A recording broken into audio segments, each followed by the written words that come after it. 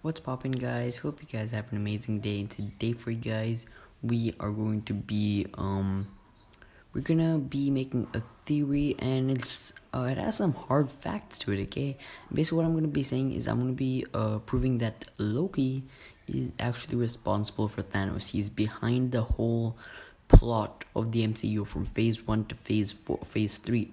So he was behind Thanos, and it's gonna be really fun. So let's do it. Also, make sure you guys subscribe, hit the like button, turn on notifications, so you don't miss anything. And for now, let's start.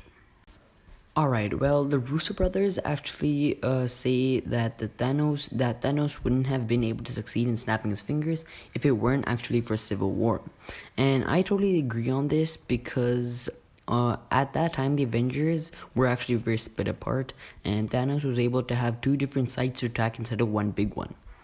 Well, what caused civil war? Zemo, right? Well, what caused Zemo to try and get the Avengers apart?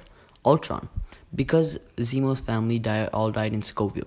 But who's responsible for Ultron? Tony, right? Tony made the suit to try and keep the world safe without letting the rest of the team know anything except for Banner.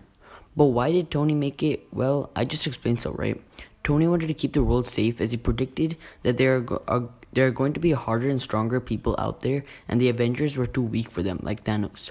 So Tony was always paranoid about this. But Wanda was actually responsible for creating Ultron. She made Tony get that vision in the start of Avengers Age of Ultron. So the already paranoid Tony became next level paranoid and went over the top by creating Ultron. But who was responsible for Wanda? Though the scepter, right? Is it coming to you now? No? Okay, just hang with me here, okay? If the scepter was responsible for Wanda, then who initially brought it to Earth? Loki. So there you go. Now, are you ready for a full-on premium theory, awesome Oscar-winning quick explanation? Oh, it's coming. So Loki turned out to be a bad, spoiled, corrupt kid, well, until the Ragnarok becomes good. So Loki brings the scepter to Earth in the very first Avengers film, and the scepter is actually responsible for giving the twins the power, including WandaVision, crazy powers in which he uses it to turn the already paranoid billionaire Tony Stark into a paranoid mess. This makes Tony build Ultron, and Ultron goes on to indirectly kill Zemo's family, which makes the little human Zemo really mad and starts a war between two Avenger sides, which then gets them split apart. Thanos strikes and finally stands up from his chair after being tired of sitting up in a chair for like a freaking decade because he needs to stretch, and figures out he could go and get the Infinity Stones himself because he found out something called walking.